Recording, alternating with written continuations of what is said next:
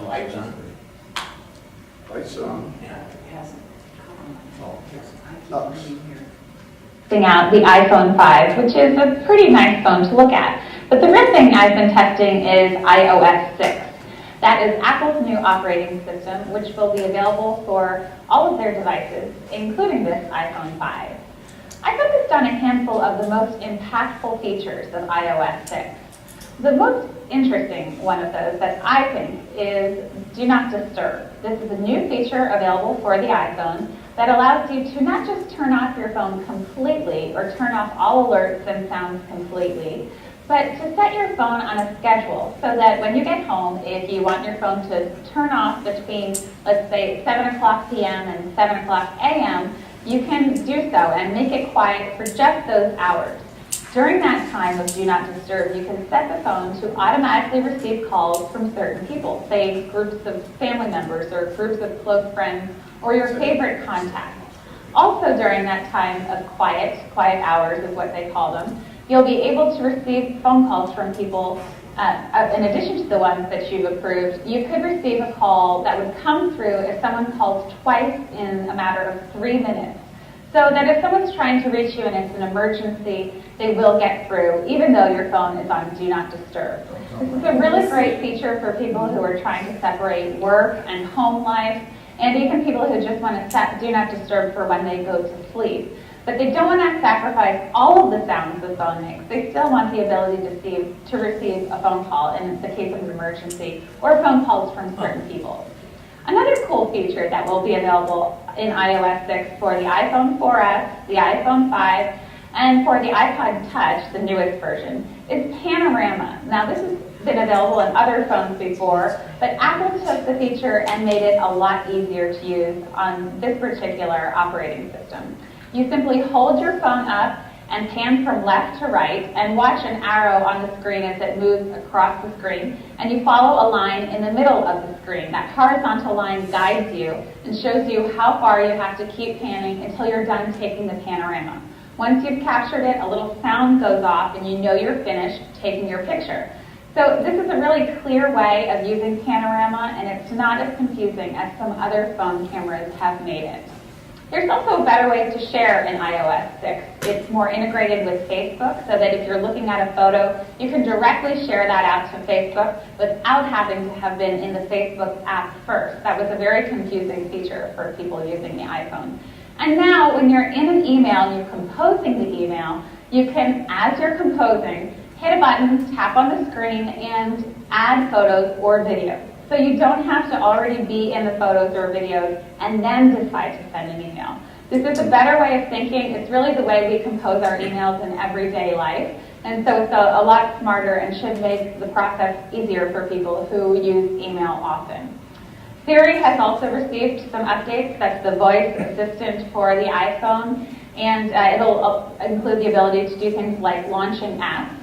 And now with this iOS 6 update on the iPhone 4S, the iPhone 5, and the newest iPad, you'll be able to make FaceTime calls, those are chats, video chats, over cellular in addition to Wi-Fi, which was available before.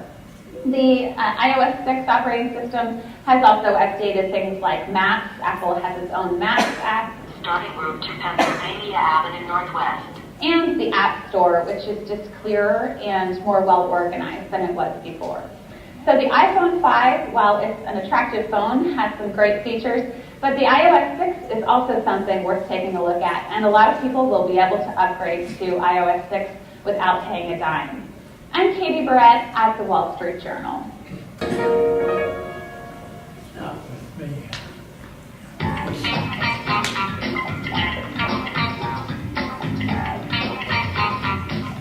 Hi, this is Walt Mossberg at the Wall Street Journal, and this week I reviewed Apple's new iPhone 5, which manages to be both bigger and smaller at the same time. It's bigger because they've increased the size of the screen from 3.5 inches to 4 inches. And it's smaller because the way they chose to increase the size of the screen and a bunch of other engineering they did allowed them to make this phone roughly 20% lighter and thinner than its predecessor. Now, I really liked using this phone And it was partly because of the way they managed to combine these two changes. Instead of increasing the size of the screen by making it both taller and wider, they chose to just make it taller. The phone and the screen are still the same width side to side in your hand, and I find that it's much more comfortable to hold, or to use, especially to use one-handed, or to put up to your face to make a phone call, than a lot of the leading competing smartphones, which have gone to screens that are even larger than 4 inches, much larger, 4.8 inches, 4.5 inches, and which are both taller and wider than screens of just a couple of years ago. Those phones, to me, are just a little bit too big. I realize there are people who like that size, and it's great that there is a choice of phones you can buy where you can go to with a bigger screen or some other features.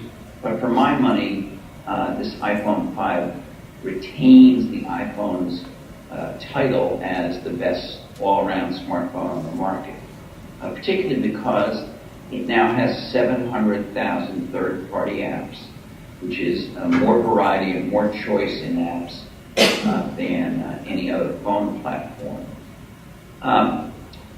There are some downsides to the iPhone 5, two in particular that I'll mention. One is that in order to accommodate the thinness, they've changed the connector you use to plug in the cable for charging or syncing. It's a much thinner, smaller connector. And that connector also affects the ability of the phone to be plugged into accessories like speaker docks. So people who buy this phone are going to have to invest in adapters Apple is offering, which will allow it to work with things that relied on the older, much larger connector, and those adapters are $29 each, and that's not going to make people happy. Apple claims it's going to stick with this new connector for years, but this change is still a pain in the neck for people. The other thing I didn't like about it, in some respects, was mapping. Since its start, the iPhone has used a version of Google Maps built right into the phone. But unlike on Google's own Android operating system, the version for the iPhone did not have voice-prompted turn-by-turn navigation built in. It was navigation, but it wasn't voice-prompted, and it wasn't automatic turn-by-turn. Now in this new iPhone 5, Apple has substituted an Apple Maps app of its own creation, and it does have very nice turn-by-turn voice-prompted navigation. However, it doesn't have some of the familiar features in Google Maps that I think people value, like Street View, which allows you to get a photographic sense of where you are on the map, or routing via public transit. Apple's going to rely on third-party apps for that. We don't know how that will work out. So I think the Maps thing is also going to be annoying to some people that buy this phone. But overall, I think the iPhone 5, which goes on sale Friday for a base price of $199, the same base price as its predecessors, overall, I think this is the best smartphone on the market, and I liked it a lot. This is Walt Mossberg, and I'll see you next week. Okay. How many people received their FedEx announcement saying that their iPhone 5 is going to be delivered tomorrow? My two most obvious ones didn't raise their hand. Yeah, I ordered it, but it's, they said 21, up to 21 there. Up to 21 days, okay. Yeah, I ordered mine, and I was on there at 3:50 is when I got my confirmation back. Ordering started at 3 Eastern time, and they said October the 5th. But I know people who ordered directly from AT&T and Verizon later that day who were supposed to get theirs tomorrow. Yeah, I read in the paper the same thing with AT&T. AT&T has was not sold out on the first day either, but, My friends and family think that I have some kind of a disease because I haven't bought it.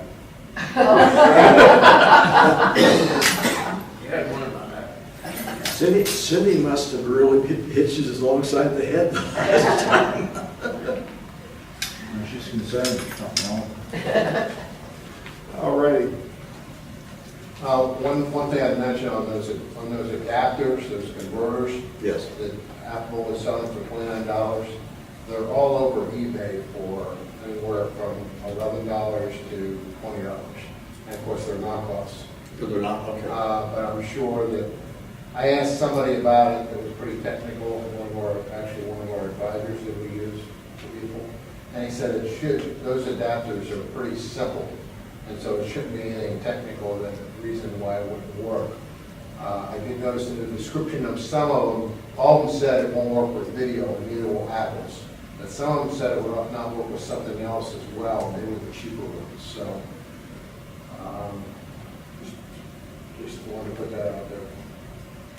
Okay, I think Monday night, Dan Frank said that the audio won't come through that, some of the things like the audio stuff won't come through the mini adapter anyway.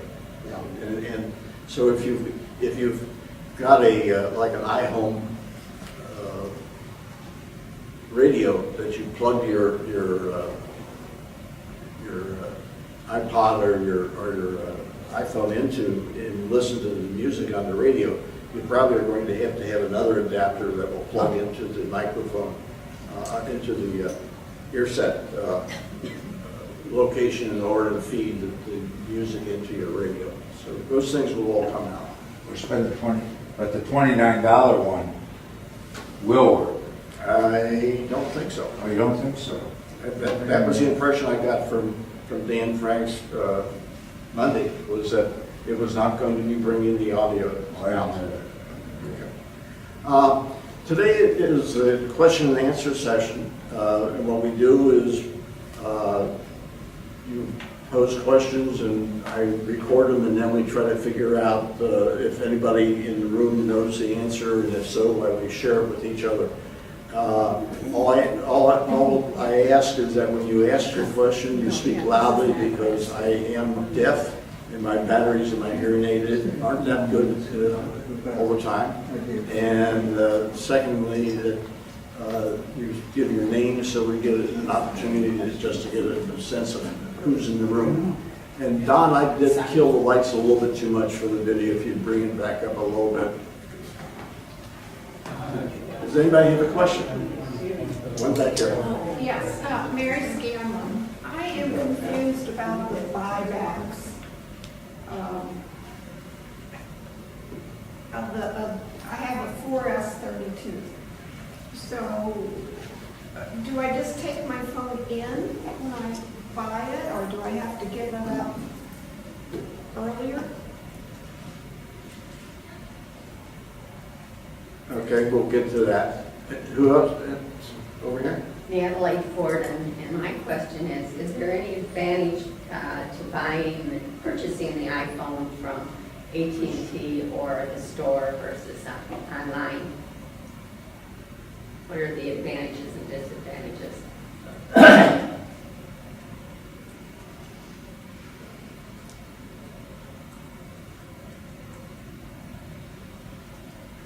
Kathy Whalen, I guess my question is related to this woman's, and that is buying it through Verizon in their store because of a complicated service plan that you have. Is there any disadvantage other than the fact that you want to have the iCare or whatever plan purchase with it?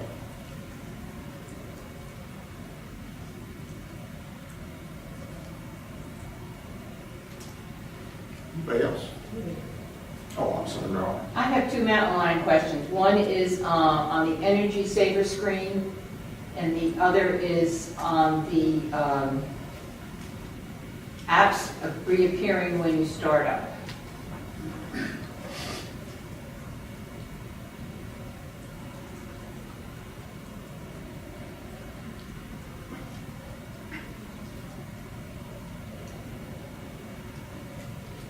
Kathy? Kathy again. We've been gone for a month, and so I had the computer unplugged, and although it had a backup on it, I had both of them unplugged, put everything back on again, and now my computer does not see the backup device. And I'm online, and I don't know where to. It tells me super duper cannot find target volume backup HD, and I get time machine backup disk cannot be found. Okay. Thank you. The 4S, that's pronounced Siri, to activate that, it had to get voice recognition. Can two people use the same phone, or does that get it all confused with two voice recognition?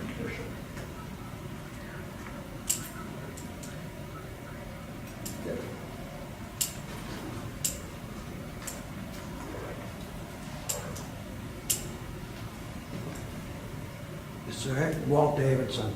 Is there any way to change the Monday night meeting? It interferes with my martini night. Just for you, Walt, we Monday night have, meeting. just for you, if you look at the calendar, we have at least one meeting that's going to be on Tuesday night. And the Martini group joined the group. Yeah, that's a good suggestion too. Bring it with you. We'll come. Judith Sherwin, the website that is built for the Mug Group, is that done with Yahoo or is it done with some other process?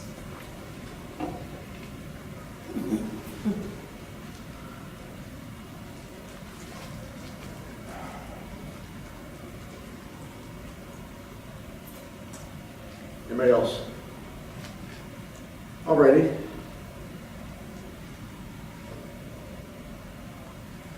I'm going to spend some time talking about this question here.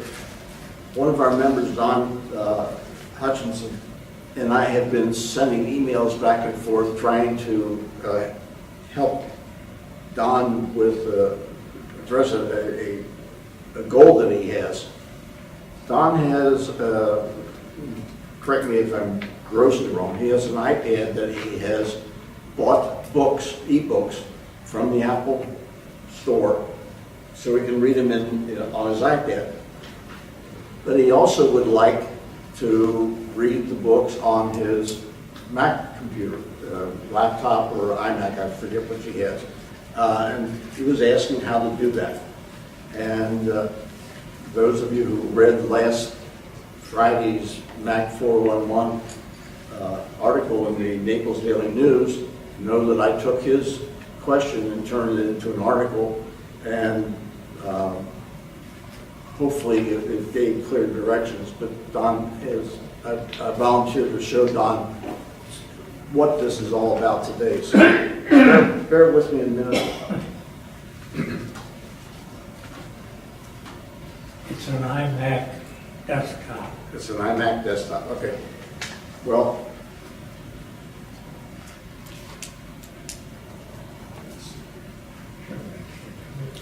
first off, if I go into iBooks,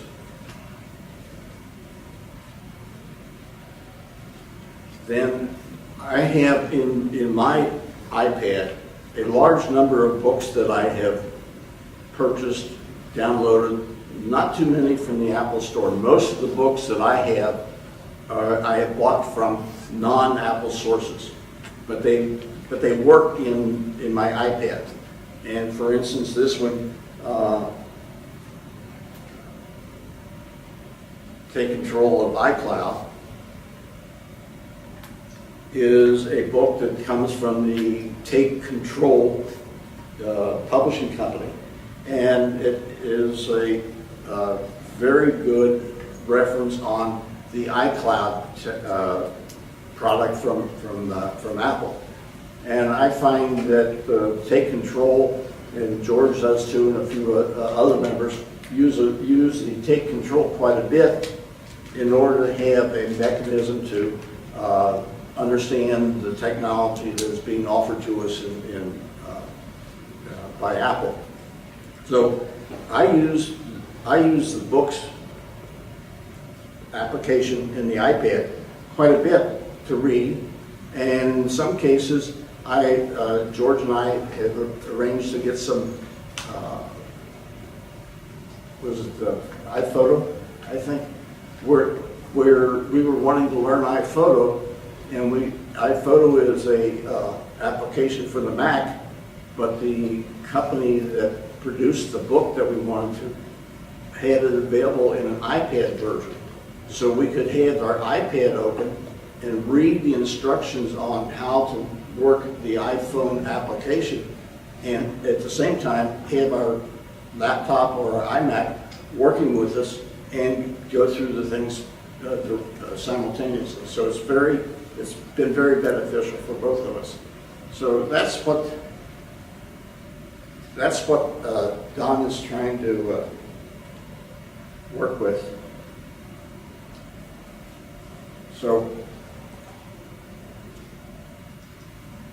I'm opening up iTunes, and in iTunes, if you have loaded your books through the library, when you go to iTunes in the sidebar, you will see that there is a Books tab right here, and it will show you all the books that you have loaded into your library through iTunes. If you have purchased the books directly from iPad through the store, they may not be in your iTunes library. And there's a procedure that I explained to Don on how to move it from the iPad into iTunes. But let's assume that they're there. I'm showing you two books that are in this MacBook library for iTunes. One is Take Control of Apple Mail, and the other one is Take Control of Thanksgiving. Now, where are they? The first thing you want to do is to find those books so that you can do something with them. So if you bring up a Finder window and you go to the Music folder, so I'm in my user account, I'm in Music, I'm going to go to the iTunes folder, and in the iTunes folder is a folder called Books. And when I press on Books, it then will list the folder, and the folders are named by the authors. Now, I only have two books in this computer, and they are both by Joe Kissel, but in my iMac at home, there are probably about 15 different authors because I've got that many different books. So when I go to Joe Kissel, and it will show me the books that are there. May I interrupt? You may interrupt, because Don Hutchings is answering this question for me. I get this far, and when I try to open what you have next, I get thumbnails with nothing on it. Okay. That may direct how you're going to answer. Yeah, okay. And I don't know why there's two here, but there are two copies of these things, so let me bring this back a little bit.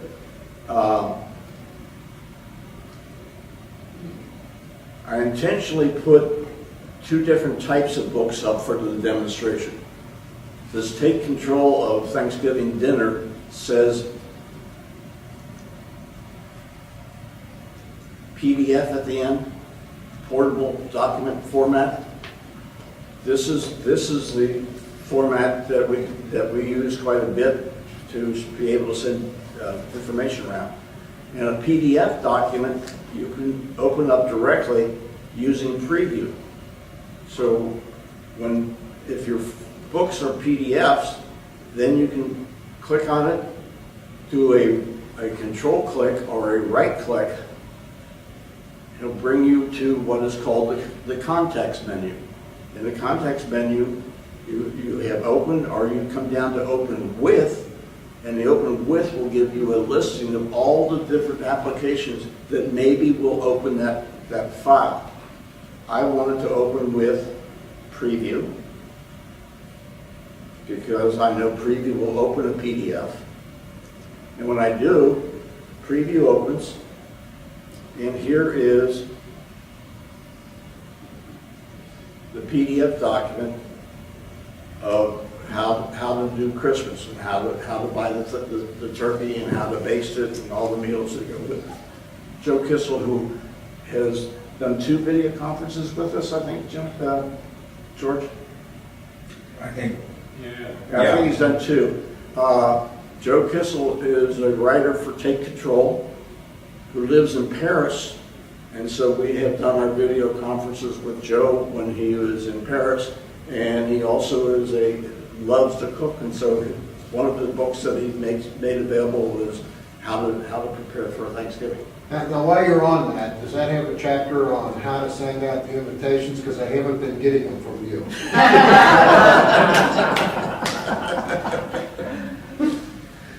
So at any rate, if your book is a .pdf, then you can open it with preview. Now, what kind of books do I put in my iPad that are PDF? Well, I have a very complex electronic timer that I use to control lights in my house. And there's an instruction manual that came with it. I always lose the instruction manual, but it's available in the PDF form. So I put the PDF into my iPad. And so now when I have to reset the timer because of daylight saving time or something like that, or power goes out and it forgets, I know where the book is. If you buy a camera, most of the time the instruction manual for the camera is available in PDF form. Instead of putting it in a drawer and hoping you can find it, put it in your iPad. If you're going to be traveling and taking pictures, you've probably got your iPad with you and you got your camera.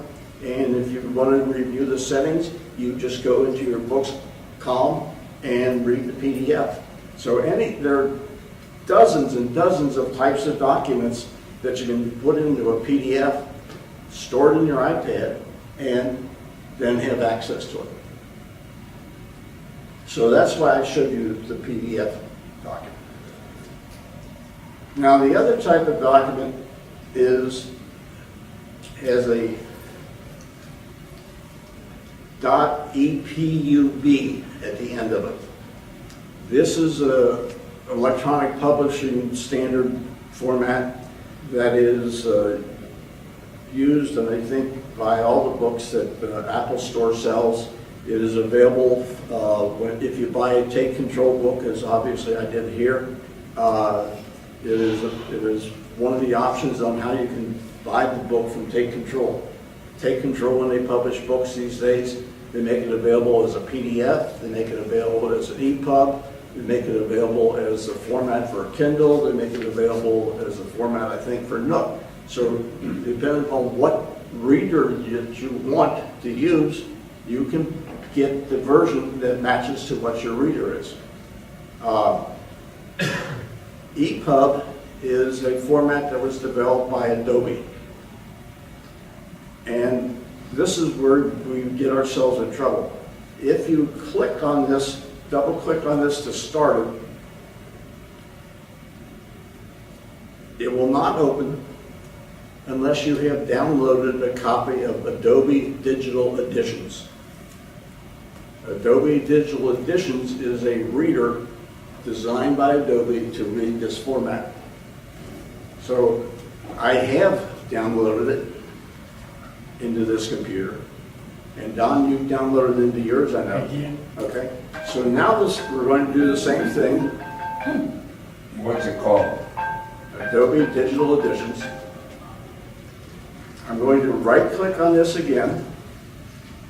And I'm going to pick Open with Adobe. Scale this down. Open with Adobe Digital Editions. When I do, here is the book displayed. Here are all the chapters down here. And I can scroll through it and read the book in my thing. Exactly what I got. I've gotten that far, Jerry, except that there is no printing on any of that page. I get the index or the table of contents. I get a blank page in your left-hand column that is one without print. And also, You don't get these I items get here? no printing at all. I got that far, and I followed so carefully everything. And that's why I told you, I did find that these are thumbnails. When I right-click or control-click, that page comes up and it's pure white.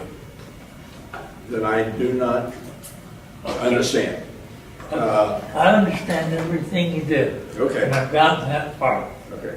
Now, then I don't know why it's not coming up unless your document itself is damaged. Would it damage all of them? Should I just dump the whole thing and start over? Yes. Yeah, I would. Okay. If Adobe Digital Editions isn't displaying it, then I would assume that your document is corrupt. The file you're trying to Or the transfer. Because it could have been anywhere along the way, but most likely since it's all of the documents. Yeah. Don? He said that he can't open any of his documents. Wouldn't you just re-download the Adobe Digital Edition? Did you try that? That's another thought. That's another. Now, one of the things that I don't like about Adobe Digital Editions is here it is running and I'm looking at this book, but there's nothing that tells me that I can open up another book. There's no file open, there's no open up another, search through your library and open up another book. So the only option I have is to quit this and go back to the next book and then go through the process of open with and selecting it. If you have one open, can't you get back to your original screen and then find, your file screen where you had your file and try and open it that way and have the two simultaneously? Perhaps. I have not tried that. Mitch? And on the EPUB format, are you just out of luck on an iPad? I'm sorry? Are you just out of luck on an iPad with the EPUB? No, that's what works in the iPad and the iBooks application. The EPUB? Yes. Okay. Yes. But if you're doing it on your computer, you have to download the program? Yes. Okay, got it. When you, Kathy Whalen, when you download the book, do you pay for it once and you can have both versions as you do, or do you have to pay for both? Take control at least. If you buy a book from them, you can go back and download multiple versions. So if you change from an iPad to a Kindle, you can go back and download the version. Now, the other thing I want to show you is I brought in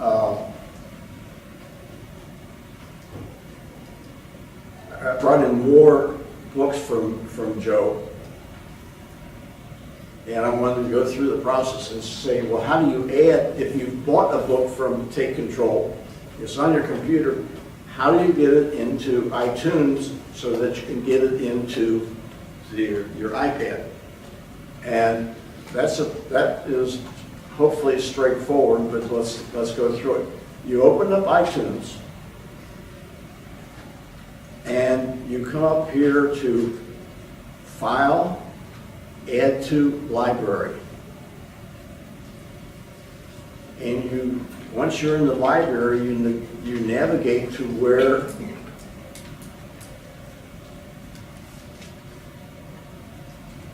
you have the books that you want to add,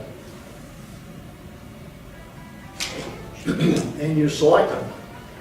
So I'm going to take this one, this one, and this one, and open it. And now I have added to iTunes those books that I brought down from Take Control.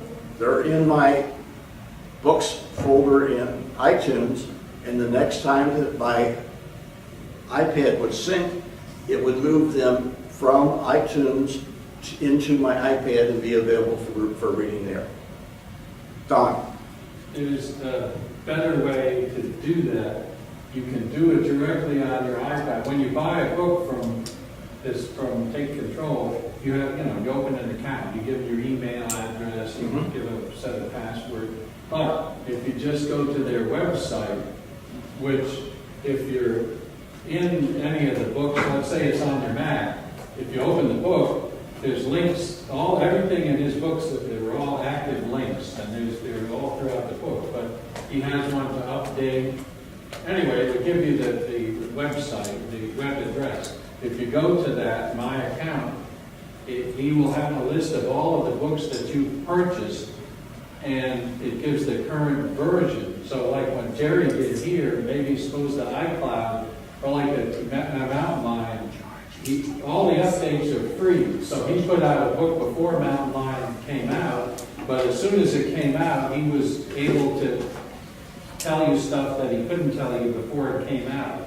So if you bought version 1.0, when you go to my account with Take Control books, it would list the most recent one, and it has a list of the 3 or 4 categories, like PDF, EPUB, the Kindle one, whatever. You just click on it, and it downloads right to your iPad. And then you just tell it with the iPad would say, where do you want this book? And you click bookshelf or wherever you kept all of your books. But you can do that either on the Mac or on your iPad. If you go to your account on Kissel's website, I don't know what it is, but you can update it that way, and you don't have to do what Jerry just showed you. All of that works. But the other one seems to me to be easy. Well, the issue, Don, you're right, but there's a setting that you have to have. If you don't, there's a setting in I think in iTunes or in your iPad that says copy all purchases to your iTunes library.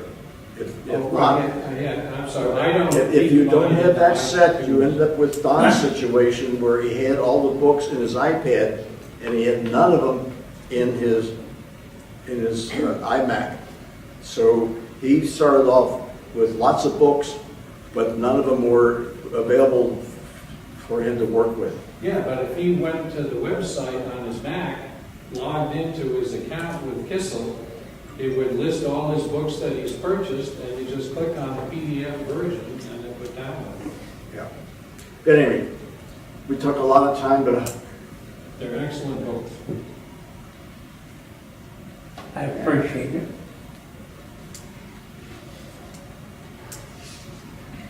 all right, now we can get to the questions that were asked. The question was asked about the buyback process for iDevices, and Mitch? I got an email, I can't remember where it came from, but it was actually, when you clicked on it, it was a buyback program that was sponsored by Apple, a third party was running it. Okay. You filled out the information, they said you actually clicked a couple boxes, if this obligates you and everything. And I did that, and I was supposed to get a mailer, and I have heard nothing, did not get a confirmation email or anything. I know there are several sites out there offering to buy these. In retrospect, I think you could do good on doing an offering on Craigslist. And the only warning I would have is that if you get a hit on Craigslist, you might get more money that way. And I would just suggest that you meet the person at the Apple store so that you're in a public place and they can see it's working, and get cash, don't get a check. The other place that I've heard people get good success is on good and bad successes on eBay. Particularly if you have a friend or somebody who sells a lot of stuff on eBay, just contact them and maybe give them a little bit of a fee to post it on eBay and send it that way. The bad news I've heard on that is somebody will get it and they'll say, well, this wasn't perfect. And eBay will go in and they'll lower the price right now. That's not good. I've heard that happen a few times. And I don't know, I think George did some stuff on eBay. You might want to comment on that. I've never had a problem with eBay, and both the seller and the buyer are protected through PayPal and eBay. And so I've never, and I've had some issues where I shipped a computer and the post office dropped it, and we settled to the satisfaction of the buyer and myself. I think the Apple site was, if you're searching, I think it was, if you search at the Apple site under repurchase or recycle products, you'll come up with something. And they've asked you what product and what size phone and everything else. And it also did say that in their initial advertisement of it, you didn't have to send it in until you got your new one. Yeah, I'm waiting for my mailer also, but I'm not going to do it. But if you do go to the Apple site, it's easily accessible. Would you search under Maryland? I was going to say they've had a lot of spots on TV about this, so I would suggest you Google it. And the other thing is there's a store on Bonita Beach Road that buys used Apple products. And I can't remember the exact name. I want to say Gazelle, but it's not Gazelle, but it starts with a G. It's Gadget. What is it? It's a gadget store. Yeah. I've seen it on the local news and I've seen it on the national news. So I think if you Google buyback for iPhones, you probably will get some sites on that. Let me ask a question. I know one of our members went through a process with Apple where she contacted them, sent in her husband's iPad. They evaluated it, and then they sent back gifts, Apple Store gift cards, which she was then able to use when she bought the next version of the iPad. But there was about 4 to 5 week time frame associated with that. Now, I don't know exactly what you were asking about, but we've covered a few things. Ask if you have to give up your iPhone or iPad. You can't do it at the store. And be for 5 weeks till it gets processed. Yes, you have to ship it in, and then you get the certificate, and then you can use the gift cards. So you don't have anything. So in reality, if you really want to get the new device, you'll probably buy it, and then you use the gift cards for something else. I've had that too. Now I had a Generation 1 iPod Touch. And I went to the Apple Store this summer, and I wanted to buy a new Touch, a 4th generation. And they gave me a trade-in right then. So they looked at it. I had reset it to factory settings, and they gave me X bucks directly. Here? The Apple Store in Waterside, yes. And they gave me X bucks discount on the new one. But I don't think that's a general practice. I think their general practice is to go through some third party, and you have to give up before you get your certificates.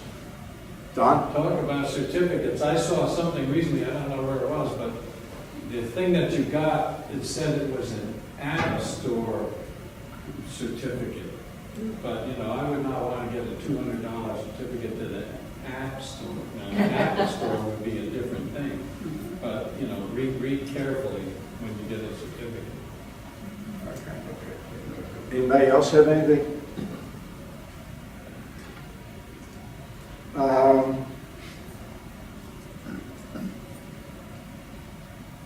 Natalie asked a question about the advantages of buying from different sources, and I will, again, open it up to discussion.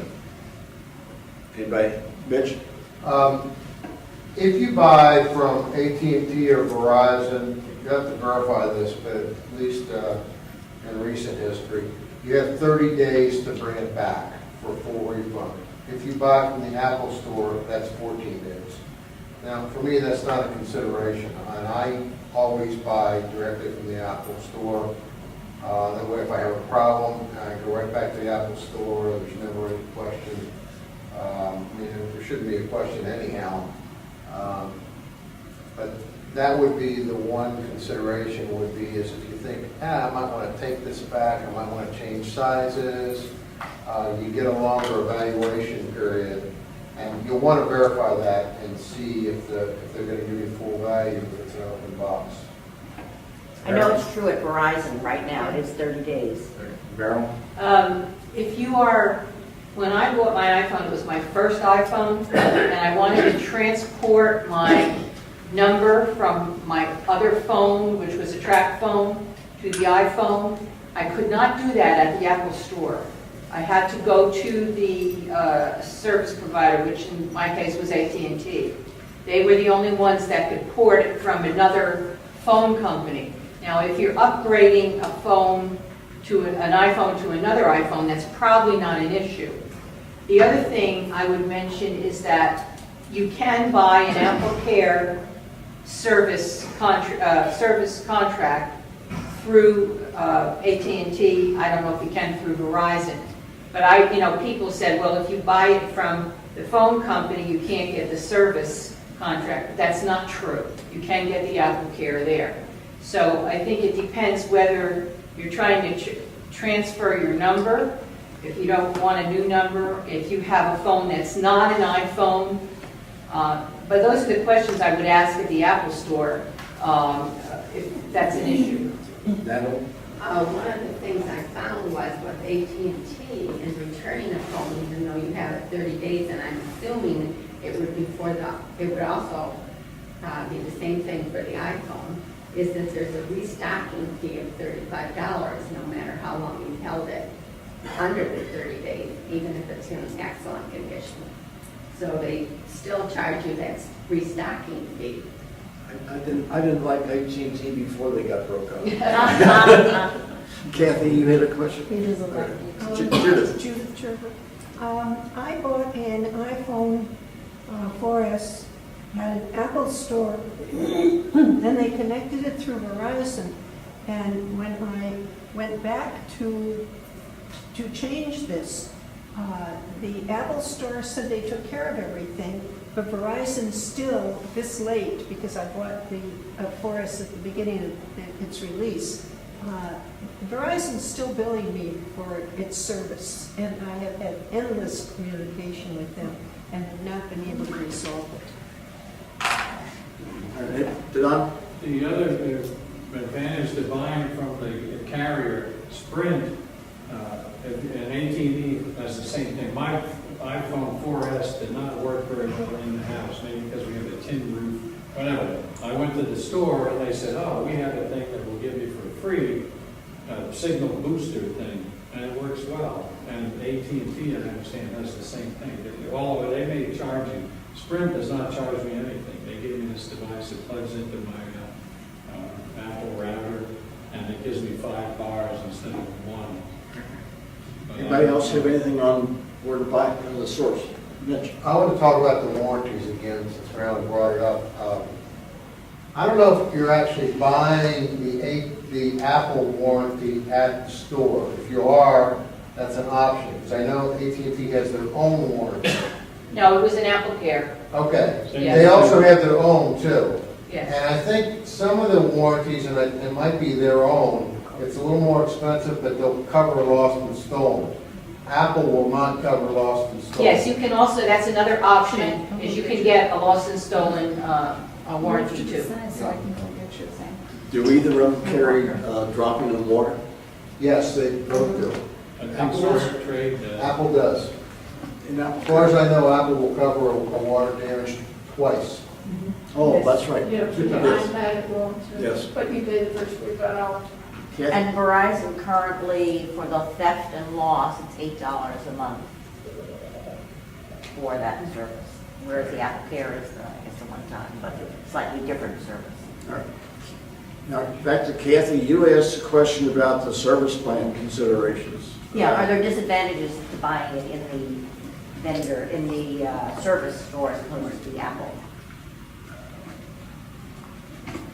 Anybody have anything to add?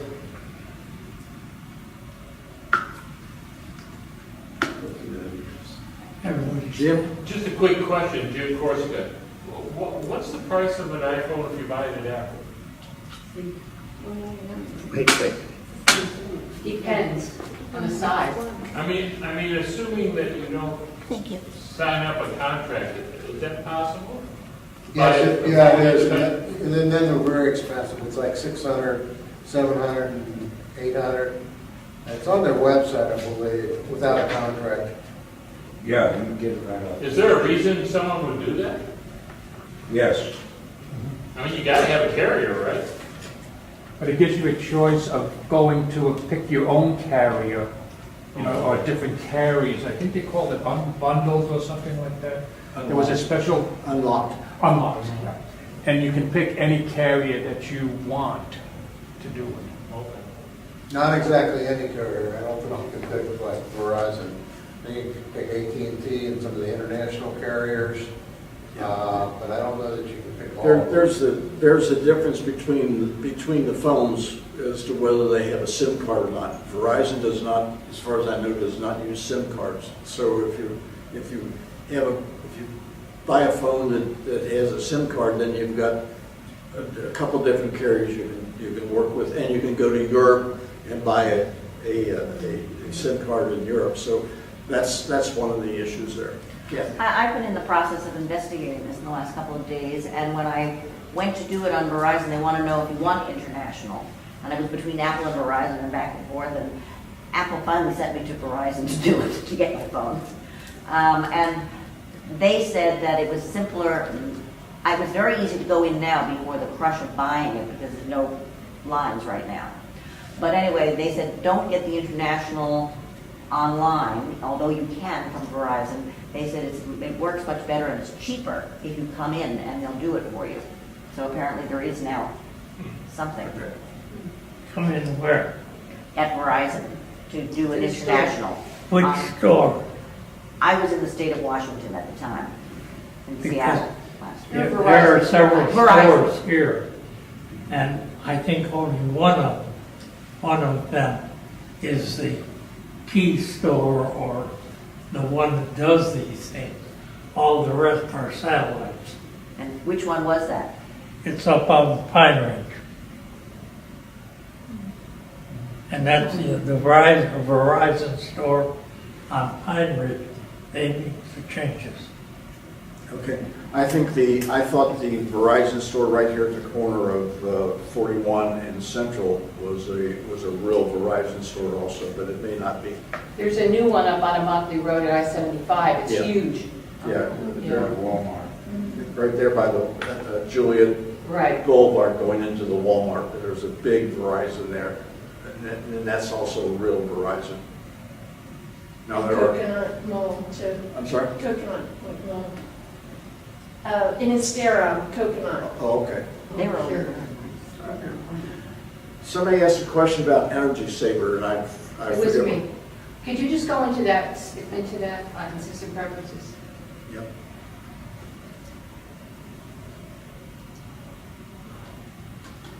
Energy Saver. Okay, I have mine set to never on computer sleep. But then, am I supposed to uncheck the one that says put hard disk to sleep when possible? Or I have that still checked, and then I have never up in the top slider. This one here. Yeah, so is, what, I don't know whether I should have that checked or unchecked. This one down here? Yeah, Well, but if you had that checked, you will occasionally get a spinning beach ball when you are doing something where the computer has to access the hard drive to get information. So if you have this, like if you have it unchecked, then the drive is always running, and then whenever an application needs to read or write from memory from the hard disk, it will respond. If you have it checked like I had it here, which is beneficial for battery life, it will occasionally, when it goes to get the access the information, it will have to wait till the disk spins up. Okay, so to keep it checked is beneficial to the battery, Yes, but to keep it unchecked is saving you time if you're looking for something. yes, Okay. yes. And for instance, on my iMac, which is a desktop, I had this at Never also. Yeah. But for laptops that aren't plugged in, then you want to play with some of these other columns. Well, I have it that way mostly because I have my updates done automatically, and that's the reason. Yeah. Jerry, on your iMac, do you have the other box checked? This one? To sleep? Where do you have the top box checked on your iMac? On my iMac? To put hard disk to sleep when possible? Yeah, I have it checked, Yes. like this. I do. Otherwise, it would be spinning all the time. It's spinning. It's kind of spinning all the time. The discs themselves have energy controls within them that are separate from Apple, but this is Apple telling it to go to sleep, is what this one is. Mitch?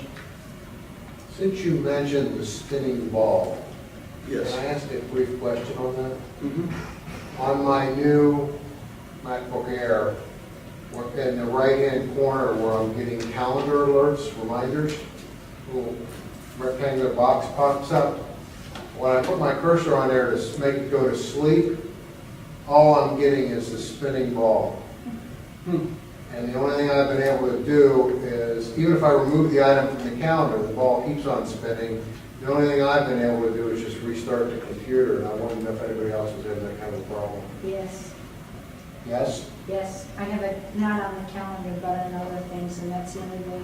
Well, I did the force quit. That was Okay. that's been helpful. Any solutions, or nobody knows of an ongoing problem there? I haven't found it. I've not had it, so I don't. I don't experience it at all on my iMac, just on the... I don't know. All right, It's a thanks. Genius Bar issue, I think. All right, thanks. Don, you had something? Oh, okay. Oh, Marilyn, you had this next one about reappearing applications? Right, when I go to shut down, it has that box, if you want the applications to open again, check the box. Yes. Okay, so I didn't check the box, and one night I forgot to close my applications before I went to bed, and they all opened the next morning. So last night I closed all the applications, and I have Super Duper running at night. So this morning when I turned my computer on, the Super Duper program opened. But I don't have the box checked saying open the programs. So I'm wondering, what am I doing wrong there? You said it's not seeing the hard drive? No, that was. Well, I'm not- That's I'm Kathy's confused. question. That's Kathy's question.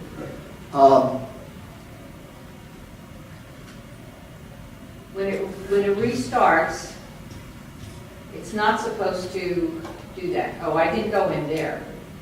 I just went to the little box in the shutdown menu. Yeah,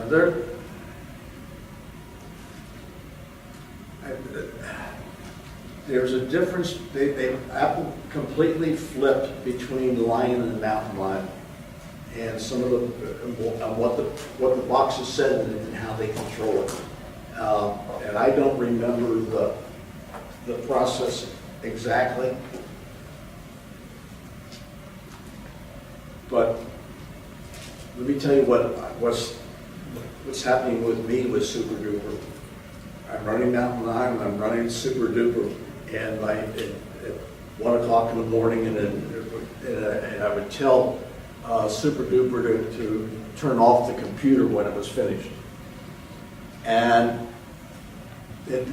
I was getting the same effect that you are. When I would start the computer the next day, Super Duper would come in. I've had to change my management of Super Duper.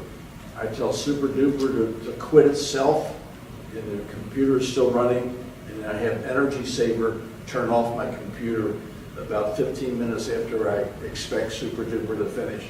And I've gotten rid of Super Duper showing up when it starts. Okay.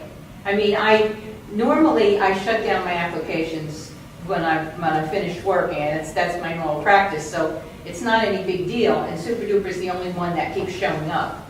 So you're using Energy Saver to shut it down? Yes. Okay, thank you. Yes. To get to that, in Energy Saver down here at the bottom is this schedule button, and this is where you say, you can tell when to start, and down here you can tell when to shut the computer down. So this is the control that I use now, and my Super Duper takes about 20 minutes, so I give the computer another 10 minutes in case Super Duper gets messed up.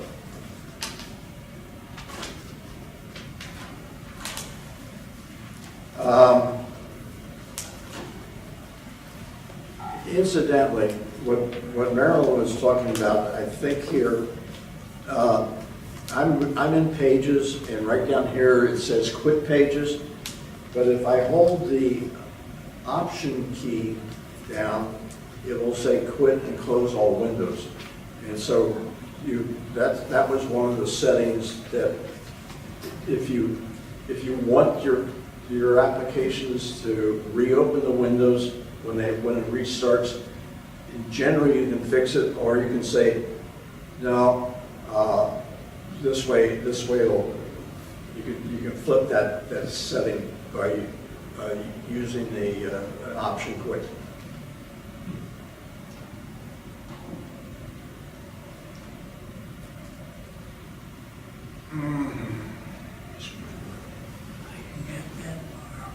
Kathy, your drives aren't showing Yeah, I'm online.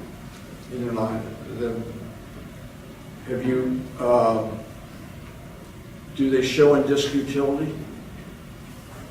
I didn't look into disk utility. I did a fine looking for a hard drive.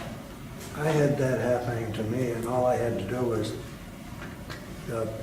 put it off, pull it down to out, and so that it disappears from my pictures, and then I just start it up again. Turn it off, In turn order it to do back the turn the application off. turn the Right now. turn the external hard drive off, then turn it back on. Yeah. That you might also try unplugging the cable, plugging it back in. There's a variety of things. Elementary. And the other thing is, if you're running Super Duper on a schedule, you might find it's beneficial to erase the schedule and recreate the schedule. Thank you. Do you ever when you restart the Mac, the other thing you could do is relaunch Finder.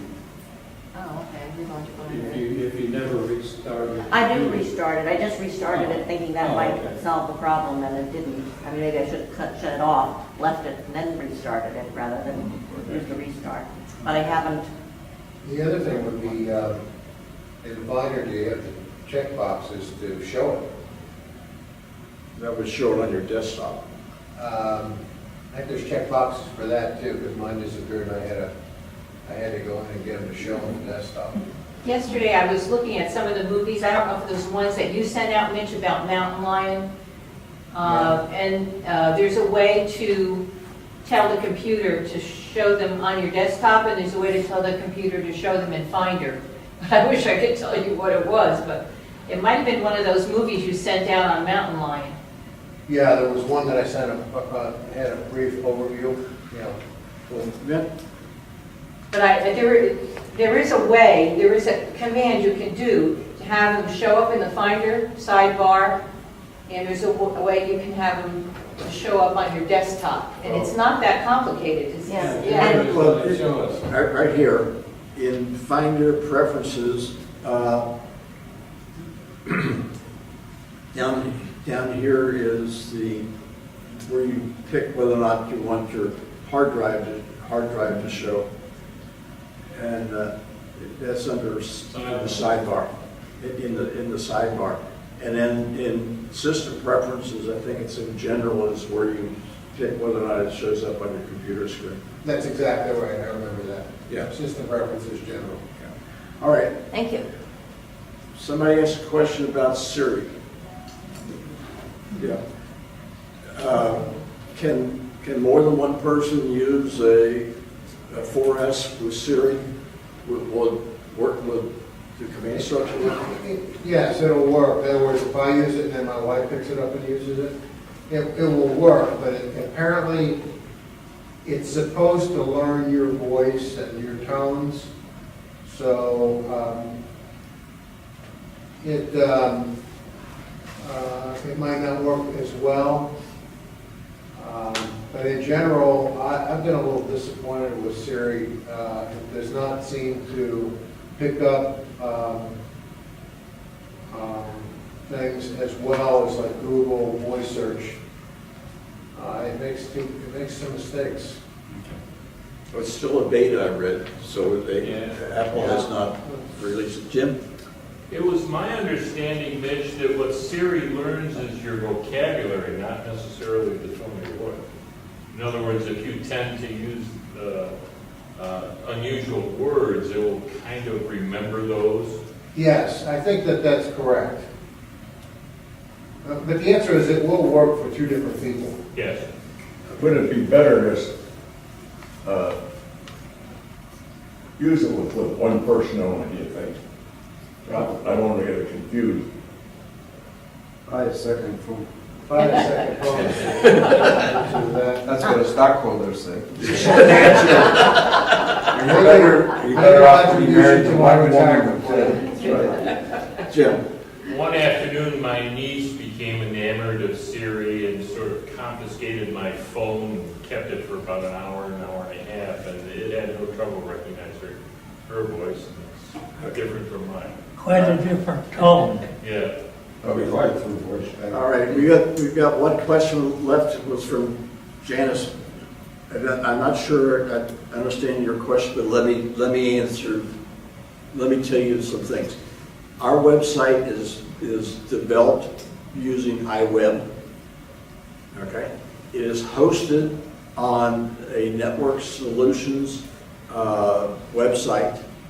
It is not hosted by Yahoo. That's good. All righty. That completes today. Thank you all for attending, and we hope to see you next Wednesday for